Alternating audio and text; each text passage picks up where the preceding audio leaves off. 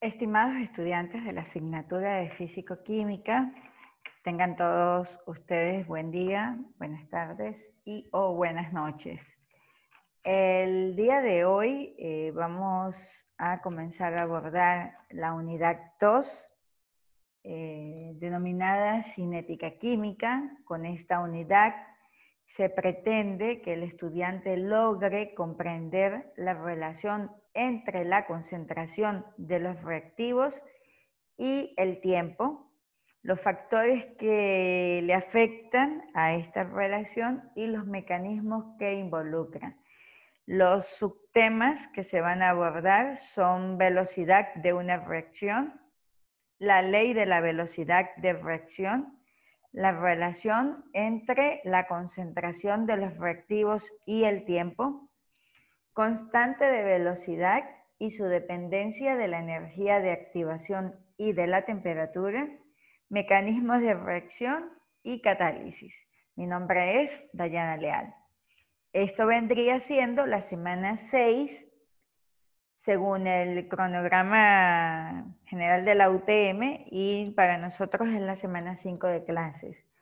Le he denominado a esta clase 2-1 para indicar que es la unidad 2, la clase 1 de la unidad 2, denominada velocidad de una reacción química. Es importante, a través del aula virtual y a través del grupo de WhatsApp, le hice llegar la guía de estudio de la unidad 2, en la cual se presenta una pequeña modificación en el tiempo de realización de las prácticas de laboratorio, pues se colocó una semana intermedio entre la práctica y el test para que ustedes puedan hacer tutorías y consultar sus dudas sobre la práctica del laboratorio. Ese es el cambio que hubo. Y en la entrega de la tarea se extendió un poco la fecha de la entrega. ¿Ok? El trabajo autónomo está siendo asignado el día de hoy y la entrega la podrán hacer en cualquier momento dado del mes. Eso ya se explicó en el video anterior. Entonces, en esta unidad vamos a abordar 6 clases asincrónicas para abordar los diferentes contenidos y luego proceder a la evaluación de dichos conocimientos a través de un test del trabajo autónomo y, bueno, por último se hará el examen de medio ciclo. Para el estudio de este tema, pues vamos a aprovechar el capítulo 13 denominado Cinética Química del libro Química del autor Raymond Chan. Particularmente estoy utilizando la 11ª edición, la página 564 del libro. Este libro está en la biblioteca, creo que está en la parte de biblioteca virtual, pero bueno, en tiempos de pandemia se ha facilitado el capítulo del libro. Comenzaremos con un video. Aprovechando que ustedes son estudiantes de educación, pues trato de mostrar distintas herramientas. Estaba justito en la clase con físico-química. Bien. Escuchemos. Supongamos que dos personas van caminando por la calle y se chocan. Simplemente se sacudirán y seguirán caminando. A veces pasa lo mismo con las moléculas. Simplemente rebotan entre sí y eso es todo. Pero, ¿qué pasaría si dos personas chocaran y durante la colisión una persona perdiera un brazo y este quedara en la cara de la otra persona? Y eso suena muy raro, pero es similar a una de las muchas formas en que pueden reaccionar las moléculas entre sí. Dos moléculas pueden unirse en una sola. Una puede separarse en dos. Las moléculas pueden intercambiar partes. Todos estos cambios son reacciones químicas y podemos ver cómo suceden a nuestro alrededor. Cuando los fuegos artificiales explotan, o cuando el hierro se oxida, o cuando la leche se echa a perder, o cuando las personas nacen, envejecen, mueren y luego se descomponen. Pero las reacciones químicas no ocurren así. Todo tiene que cuadrar. Primero, segundo. Tienen que chocar lo suficientemente fuerte, es decir, con suficiente energía. Probablemente piensas que la reacción solo ocurre en una dirección y eso es todo. A veces es así. Por ejemplo, las cosas no pueden desquemarse o inexplotar. Pero la mayoría de las reacciones pueden ocurrir en ambas direcciones, hacia adelante y hacia atrás. No hay razón por la que el tipo del brazo de la cara no puede chocar con la chica sin brazo y volver a colocar el brazo en su sitio. Pero alejémonos un poco. Digamos que hay 1000 personas en la calle y todas empiezan con sus extremidades adquiridas normalmente. Al principio, toda colisión es una posibilidad en que la persona A le transfiera el brazo a la cara de la persona B. Así que, al principio, cada vez más personas terminan con brazos en la cara o sin brazos. Pero conforme aumenta la cantidad de personas con brazos en la cara y sin brazos, las colisiones entre esas personas se hacen más probables. Y cuando chocan entre sí, adivina qué, se reproducen los casos de extremidades normales. La cantidad de transferencias de extremidades por segundo empezará alta y luego caerá. Y la cantidad de recuperaciones de extremidades por segundo empezará en 0 y luego aumentará. Pues bien, les he mostrado en este video, el cual espero muestro la dirección web. Intenté escribirles para avisarles que se iba a utilizar este video con fines didácticos, pero tienen los comentarios desactivados, así que espero no ser penalizada por el uso de un video durante un largo tiempo. Retomo mi presentación. En ese video pudimos observar algunos aspectos. Déjame verificar si estoy compartiéndolo. Ok. El primer aspecto es que las personas van caminando por la calle y chocan. Se puede chocar si uno anda despistado, un poquito como dormido.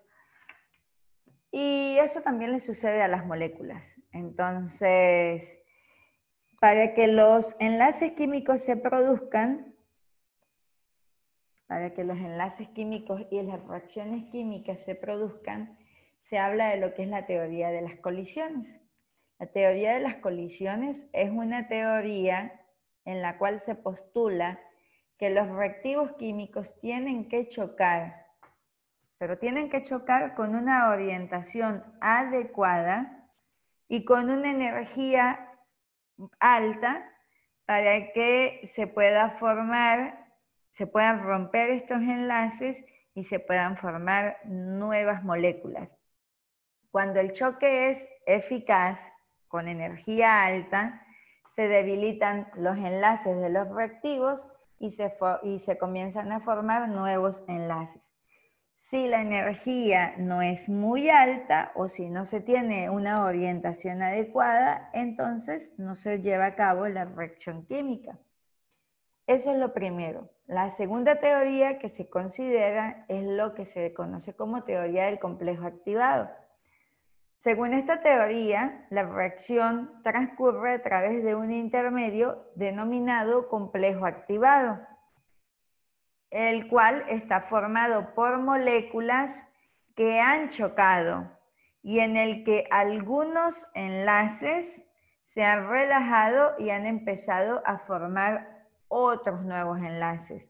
La formación del complejo activado supone que hay que rebasar una cierta energía, una barrera energética, denominada energía de activación, y cuando se supera esa energía cinética, entonces se va a producir la reacción química. Si la energía de activación es baja, habrán muchas moléculas que superen esta barrera porque es más fácil.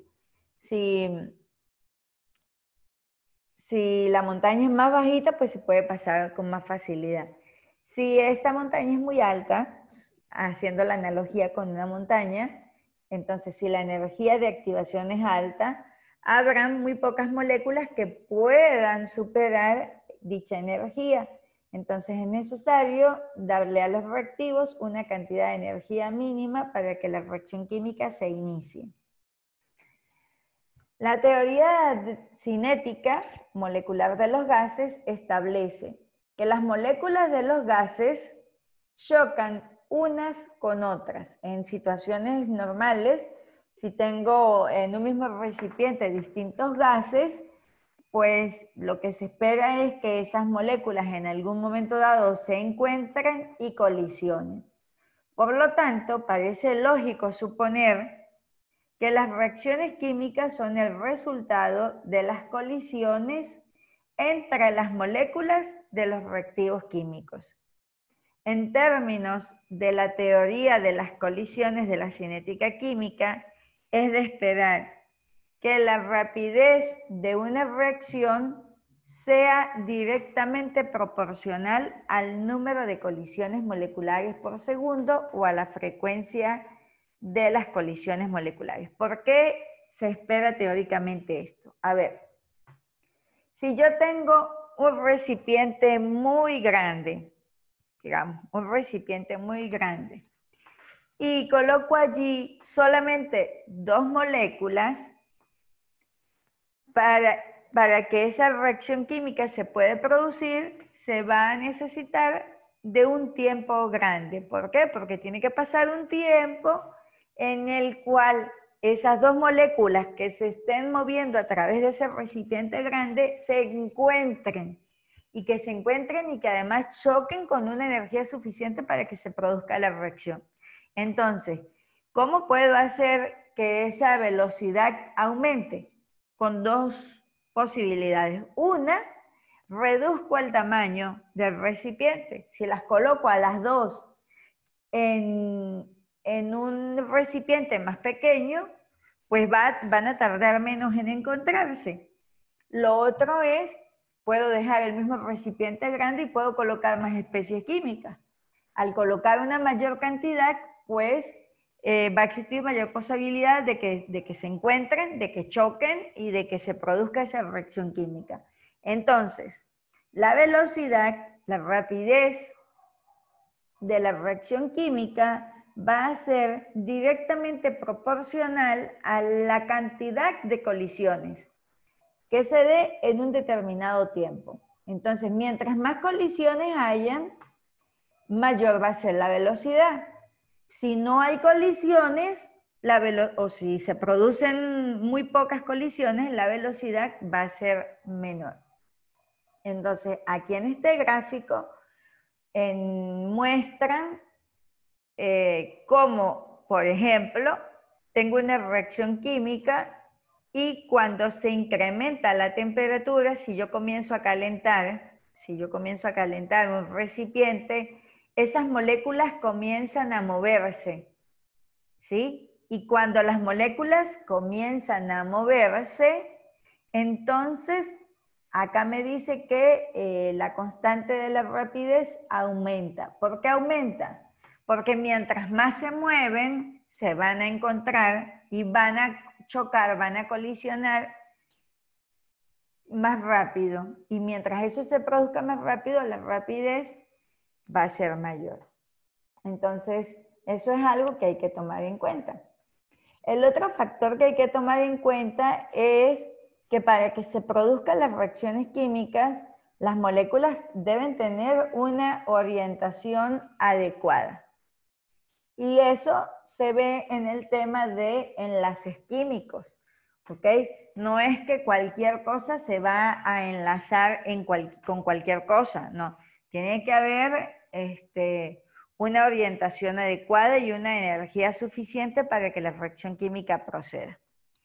Cuando hablamos cuando hablamos de energía de activación, en el libro nos indican, suponemos que para que ocurra una reacción, las moléculas que chocan deben tener una energía cinética total igual o mayor que la energía de activación. Por ejemplo, aquí me dan 2 gráficos, ¿sí? Tengo, por ejemplo, en el gráfico A, tengo 2 especies químicas denominadas A y B, y para que esa reacción química se proceda, deben rebosar esta diferencia de energía que se va a conocer como energía de activación.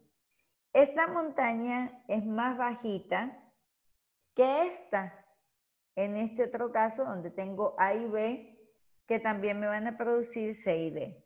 Este es el gráfico, la energía de activación, que tiene que superar una reacción exotérmica, cuando se libera calor, a la que tiene que superar una reacción endotérmica, que absorbe calor. Como ella es endotérmica, como ella absorbe energía, pues no solo va a tener que superar este pedacito, sino lo que tenía que absorber para poder producirse la reacción. Entonces la energía que ella tiene que superar es mayor que la energía que tiene que superar la reacción exotérmica.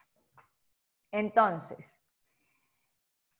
la energía de activación es la mínima cantidad de energía que se requiere para iniciar una reacción química. Cuando las moléculas chocan, forman un complejo activado, también denominado estado de transición, que es lo que tenemos acá, la especie AB, que es una especie transitoria formada por las moléculas de los reactivos como resultado de una colisión antes que se forme el producto. Tengo aquí mis reactivos, tengo aquí mi producto, pero en el intermedio de la reacción se forma algo que se conoce como complejo activado. En algunas reacciones químicas el complejo activado va a ser un poco estable, en otros va a ser muy inestable. Bien.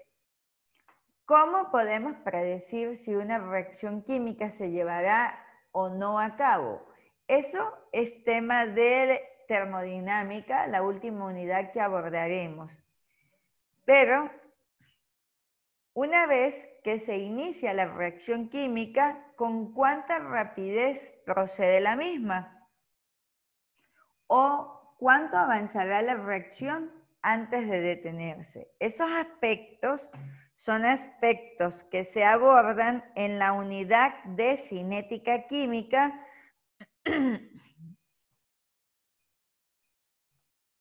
que es el área de la química que se ocupa del estudio de la velocidad.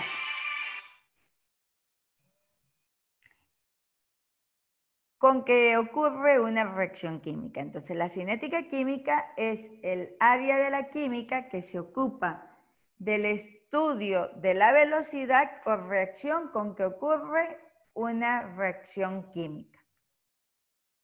Y bueno, este es el motivo por el cual se observa aquí la figurita de la reacción química, pero no es solo la reacción química, sino que además esa reacción podría darse muy rápido, en minutos, en horas o incluso en semanas. Yo particularmente he trabajado con sistemas que he debido dejar hasta 3 meses para que la reacción química se produzca.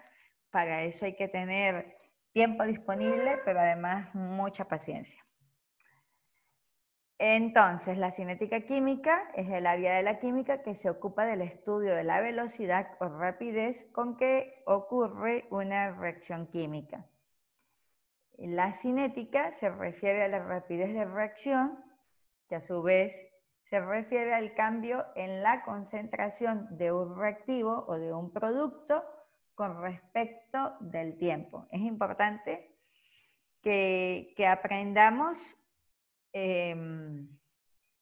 a comprender que una reacción química en general siempre va a estar relacionada con lo que es la concentración. ¿Qué es la concentración en química? La concentración es la cantidad de un soluto en un determinado compuesto, la cantidad de algo. Cuando digo, bueno, ese café está bien negro, está bien tinto, es porque tiene bastante café. Si no, pues digo, bueno, ese café no sabe a nada. Y entonces yo tendría que decir, ¿está muy concentrado o está muy diluido? Pero cuando hablamos del tema de cinética, vamos a ver es cómo cambia esa concentración de ese producto con respecto al tiempo. Entonces, a eso se le va a denominar rapidez o velocidad de una reacción química.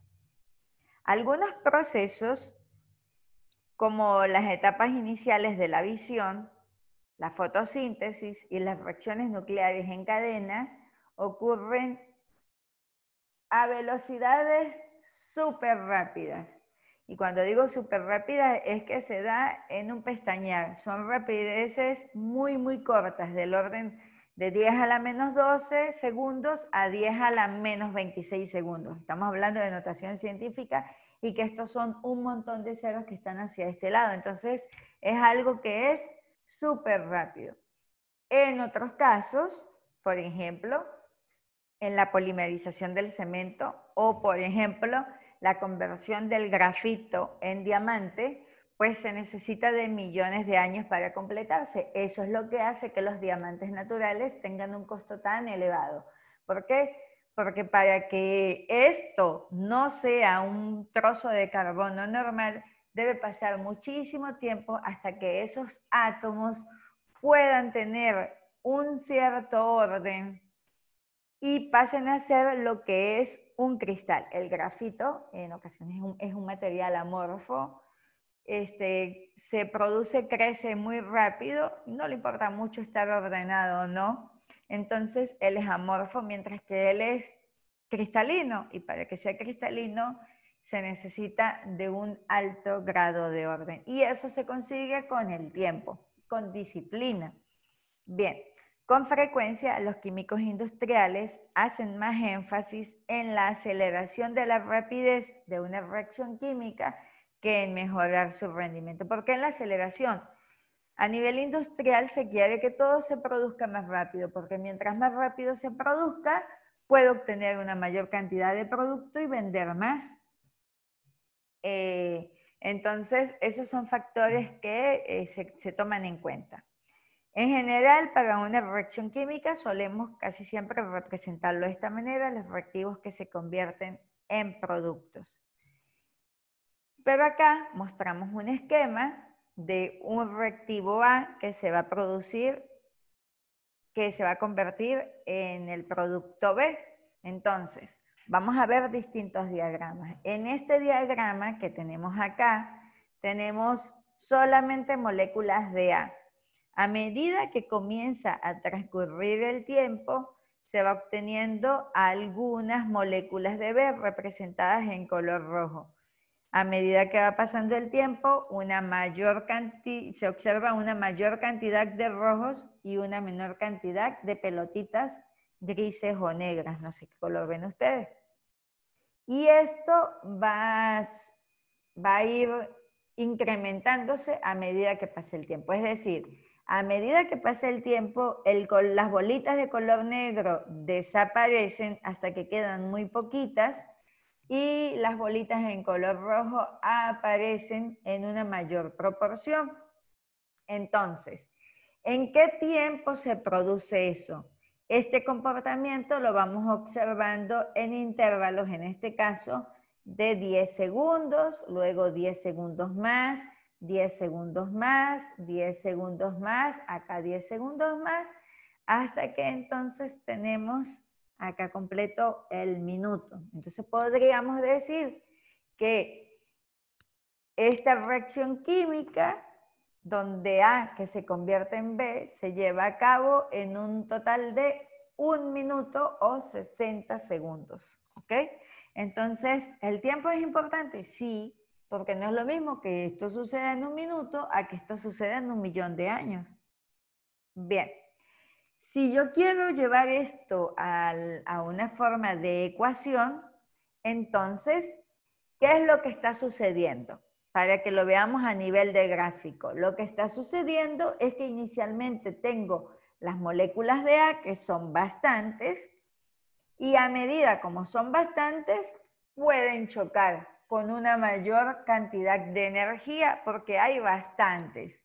Entonces, a medida que ellas van chocando, ellas comienzan a desaparecer, comienza a disminuir la cantidad de moléculas de A. ¿Por qué? Porque esas moléculas de A que están chocando se están convirtiendo en moléculas de B. Entonces, con el paso del tiempo, las moléculas de A disminuyen y las moléculas de B aumentan. Eso sucede en función de ¿qué? Del tiempo. Hablamos de un tiempo de 60 segundos. Entonces, si lo quiero llevar a términos de una ecuación, yo puedo decir, se define que la velocidad de esta reacción química va a ser la concentración de las moléculas de A que desaparecen con respecto al tiempo. Y cuando digo que desaparecen, entonces lo expreso con un término negativo para indicar que esta especie química está disminuyendo con el paso del tiempo. Mientras que las moléculas de B, la concentración de ella va aumentando a medida que pasa el tiempo. Entonces, puedo expresar la velocidad en términos de reactivos con signo negativo para indicar que los reactivos desaparecen, o en términos de productos con signo positivo para indicar que está apareciendo. ¿Ok? Bien, entonces, esta ecuación, esta que tenemos acá, expresa que durante el transcurso de una reacción, los reactivos se consumen mientras que se forman los productos. Como resultado, podemos seguir el progreso de una reacción al medir bien sea la disminución de la concentración de los reactivos o el aumento de la concentración de los productos. En general, es más conveniente expresar la rapidez de reacción en términos del cambio de la concentración en cuanto al tiempo. Entonces, nuevamente, la rapidez promedio se expresa como la velocidad promedio como menos el delta de la concentración de A con respecto al tiempo, o también puedo decir que eso es igual a el delta o el diferencial de la concentración de B entre el delta T. ¿Qué es ese diferencial de A? Ese diferencial de A son los cambios que se producen en la concentración de A. El cambio que se produce. Igual sucede con delta B, el cambio en la concentración de B que se produce en un periodo de tiempo delta T. Lo vamos a ver nuevamente, recordemos, para los reactivos químicos se va a utilizar un signo negativo que me va a indicar que la concentración de él está disminuyendo con el tiempo, que está desapareciendo. Ellos desaparecen para dar la formación de estas otras especies químicas. ¿Cómo puedo visualizarlo? En el libro colocan el ejemplo de una reacción de bromo molecular en presencia de ácido fórmico, ¿ok? Entonces, el ácido fórmico es el ácido metanoico. Entonces, esta reacción me produce iones bromo, iones H+, y CO2 en estado gaseoso. Inicialmente, cuando yo tengo el bromo en estado molecular, él tiene un color café rojizo, un color café, un café un poco intenso. Entonces, en la reacción, todas las demás especies son incoloras, es decir, el ácido fórmico es incoloro y todos ellos también son incoloros. Con el paso del tiempo, a medida que progresa la reacción química, cuando ellos dos están inicialmente reaccionando, comienza a disminuir la rapidez y el color se va desvaneciendo. Este cambio de color puede ser visualizado a simple vista, pero se puede medir con una mayor precisión a través de equipos. por ejemplo, un espectrofotómetro o, por ejemplo, un equipo de UV visible.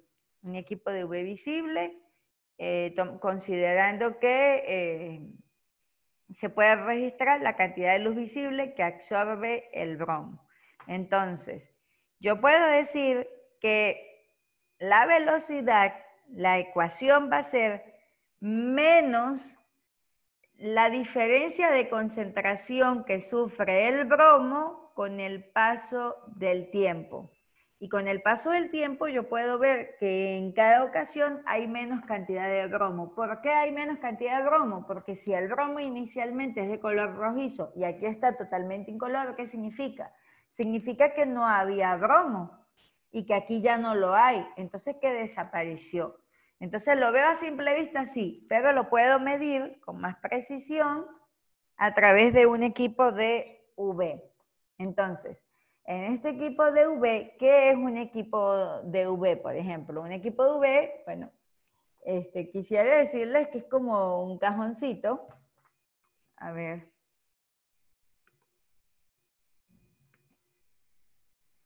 Uy. No. Me fui para algo que no puedo hacer.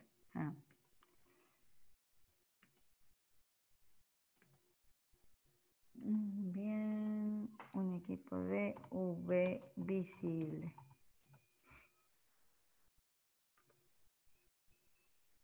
Ok, aquí por ejemplo tenemos, espero estar compartiendo la página adecuada, ¿sí? Creo que sí. Acá tenemos un equipo de UV visible. Acá tenemos el equipo de UV.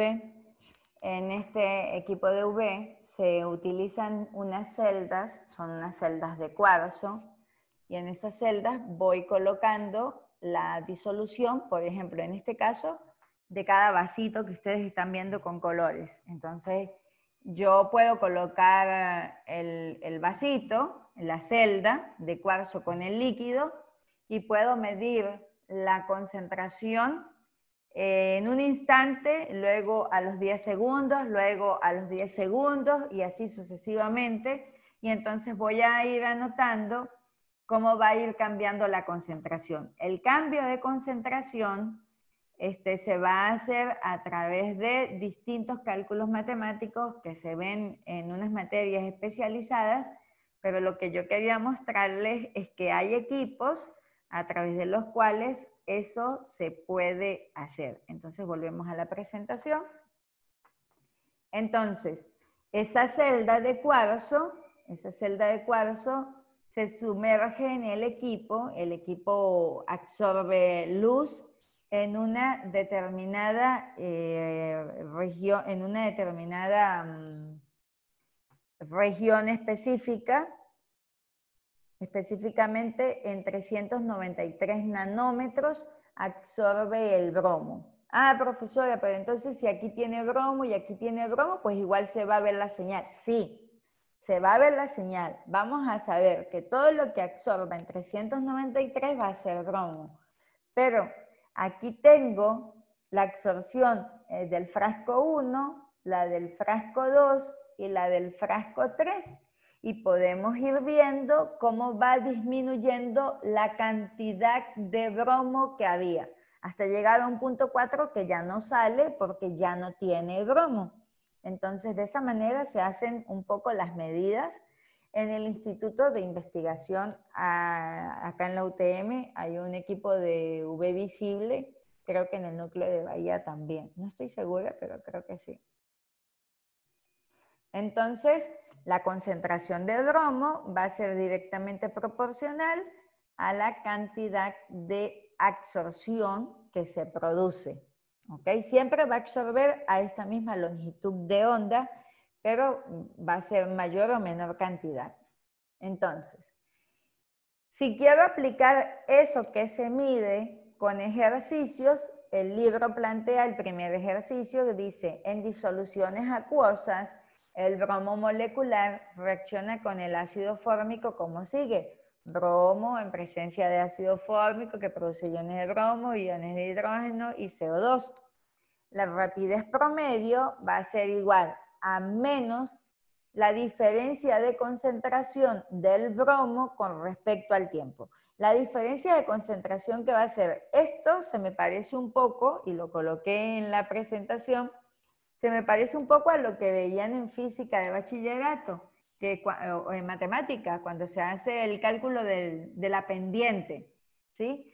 Que yo tenía el eje X, el eje Y la pendiente va a ser igual a Y2 menos Y1 dividido entre X2 menos X1. Pues muy similar, y lo coloqué para que ustedes pudiesen recordar, que muy similar es lo que se hace acá en este tema. La rapidez promedio es igual a menos porque es un reactivo químico, la concentración de bromo final menos la concentración de bromo inicial dividido entre la resta de la temperatura final menos la temperatura inicial. Por ejemplo, en el libro me dan estos datos, ¿sí? Vayan, por favor, busquen el libro, busquen el cuaderno, la calculadora, el lápiz y el capítulo del libro que les he pasado por el grupo de WhatsApp. Y entonces verifiquen el ejercicio. En el libro nos dan estos datos, ¿sí? Me dan primero los datos del tiempo y me dan los datos de la concentración. Esos son datos que se obtienen experimentalmente. Entonces, cuando se obtienen experimentalmente, yo digo, ajá, bueno, la reacción química se dio. Esta era la concentración del bromo, en un tiempo cero. A los 50 segundos se midió esta concentración. A los 100 segundos, esta fue la concentración y así en cada caso. Entonces, ¿qué velocidad tenía esa reacción química? Bueno, pues la velocidad va a ser igual a la resta en alguno de los puntos de la concentración de bromo final menos la concentración de bromo inicial entre el tiempo final menos el tiempo inicial. Por ejemplo, si yo quiero saber la rapidez que había en el intervalo 2 o en el intervalo 3, ¿qué es lo que tengo que hacer? Aquí lo hice en este intervalo, pendientes, cuando la concentración de bromo entre el punto 2 y el punto 1 vale 0.0101 menos 0.0120 dividido entre 50 menos 0, eso da 50. Cuando yo resto y divido entre 50, háganlo ustedes con su calculadora, la velocidad da 3.8 por 10 a la menos 5 metros sobre segundo, ¿ok? Entonces, eso vengo y coloco acá. En el libro hay otro dato. Entonces, bueno, lo sustituí. ¿Bien? Pero eso mismo puedo ir calculando para los demás puntos. Ustedes pueden ir haciendo 0.00846 menos 0.0101 y el resultado lo dividen entre 50. Voy a hacerlo un momentito para verificar. 0.00846 menos 0.0101 dividido entre 50. Está, bueno, acá me da 3.28 por 10 a la menos 5, ¿ok? Entonces, se van haciendo esos cálculos, ustedes pueden ir llenando su tabla que no coincide con la que está en el libro, no sé si es que tenemos distintos decimales, pero pueden hacerlo ustedes. Por ejemplo, en este caso a mí me dio 3.28 por 10 a la menos 5. Voy a hacer este otro punto, 0.00846 menos 0.0101 dividido entre 50. Esto me da 3.32 por 10 a la menos 5. y así pueden ir haciendo ustedes los demás puntos. Bien. Entonces, si tengo la concentración y tengo el tiempo que transcurrió, puedo hallar la velocidad. ¿Bien? Y con el dato de la velocidad, ¿de qué me puedo dar cuenta? Pues existe algo que se conoce como la constante de rapidez. Es una constante de proporcionalidad que se produce entre la rapidez de la reacción y la concentración del reactivo. Es decir, tengo este gráfico, tengo la concentración de bromo y puedo hacer un gráfico con respecto a la rapidez. Entonces, se puede observar que existe una constante de proporcionalidad. Entonces, esa constante de proporcionalidad es proporcional. Es proporcional a la concentración de bromo. Si yo aumento la concentración de bromo, pues aumenta la rapidez. Entonces, ¿cómo se puede calcular esa constante? Tengo esta ecuación, tengo que la rapidez es directamente proporcional a la concentración y que esto es igual a K por la concentración. Despejo K, entonces si la dejo sola de este lado de la ecuación, esto que está multiplicando lo paso para acá dividiendo. Entonces me queda que K es igual a la rapidez dividido entre la concentración de bromo. En cualquier punto, con los datos que ustedes obtengan, pero voy a hacerlo ahorita con el dato del libro, dividen 3.52 por 10 a la menos 5, que es la rapidez, entre la concentración de bromo. Supongamos 0.0101 molar, y eso da 3.49 por 10 a la menos 3, segundo a la menos 1. ¿Por qué segundo a la menos 1, profesora? Porque aquí aplican lo que es la doble C, molar se va con molar, y este segundo está aquí dividiendo, entonces esto iría con él y quedaría hacia la parte de abajo, sobre segundo. Pero ese sobre segundo lo puedo pasar para acá con signo negativo. Si a alguien le queda una duda cuando esté estudiando, me lo consulta y yo le explico. Bien, dice entonces, la constante de rapidez depende de la concentración y depende de la temperatura. A mayor K, mayor velocidad de reacción química. Bueno, muchachos, por hoy esto ha sido una pequeña introducción. Estoy dando la clase tal cual está en el capítulo de cinética química del libro de química general. Hoy era como una entrada teórica, mañana vamos a hacer ejercicios del tipo prácticos. Tengan por hoy una buena tarde y nos encontramos entonces mañana. Hasta luego.